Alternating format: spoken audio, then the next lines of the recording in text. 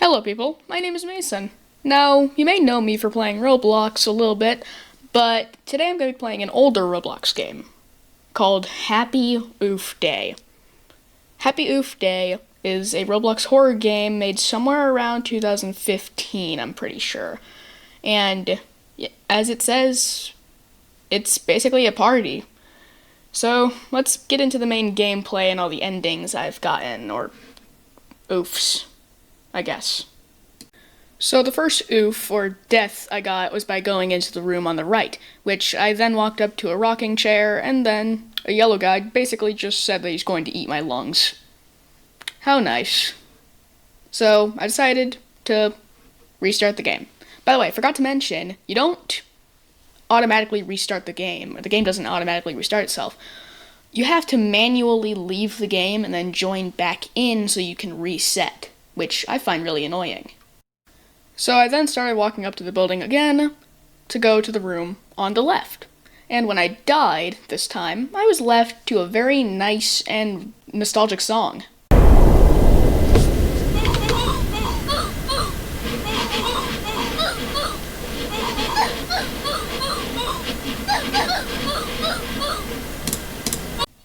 Now, if you somehow couldn't hear that, it was a cover of Happy Birthday, but with the old oof sound effect from Roblox, aka the sound effect that happens when you die. Now, why is this so nostalgic to me? Well, it's actually because I used to play this game a lot when I was little. I would try my best to get all of the possible endings, and I just found it to be really fun to do. And I would always end up hearing the Happy Birthday theme, but with oofs instead of actual instruments.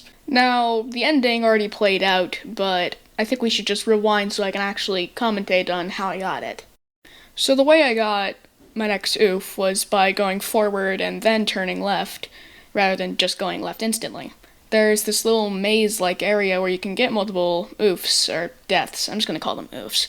But I decided to turn left once, and then turn left again. I was then dragged to the wall and somehow stabbed by a random yellow guy, aka oof, I'm pretty sure.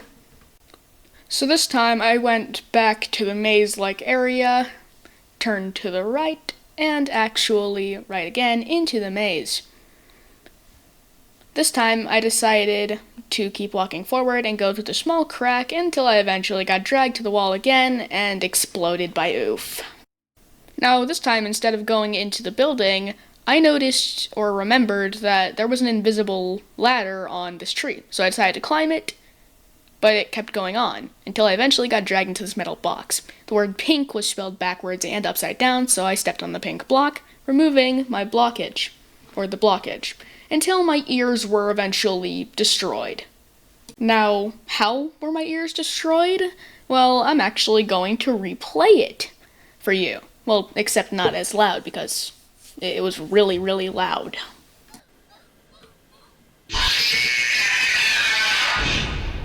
My eardrums just died.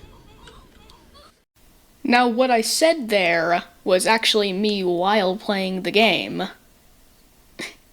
It was really, really loud, and my eardrums basically shattered at the noise. Anyway, on to the next way I died. Or oofed, I guess. Now, this time, the way I oofed was by going back into the maze and going the third way that I actually hadn't gone yet. And that would be by, well, the first turn to actually be there. A tiny little crack that's actually really long, with really unneeded turns. But I guess it's for suspense? I don't know. Anyway, I walked to the end and I ended up inside of a room with a red oof. It wasn't yellow this time, it was red for some reason, and I just slowly walked to it. And I was kind of forced to slowly walk to it, because the game eventually slows us down. I walked up to him and nothing happened, so I decided to go oh, never mind.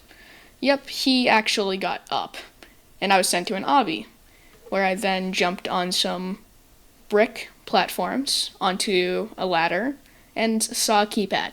I knew I was going to have to find a code here somewhere, so I decided to jump back down and find out how to get the code. Jumped on these platforms and stepped on a green button, and I didn't realize that there was the code behind me. So I turned around, saw the code, memorized it, and then jumped on the ladder and put it in. 81247. Now, there was a board in front of me. I walked on it and went through a yellow gateway of some sort. I was sent to this metal room until I heard a really loud crumbling noise below me. I jumped inside of the hole that it was, and I was with the red oof again. Now, I don't want you guys to have to read all of this dialogue, but basically what happened was that, well,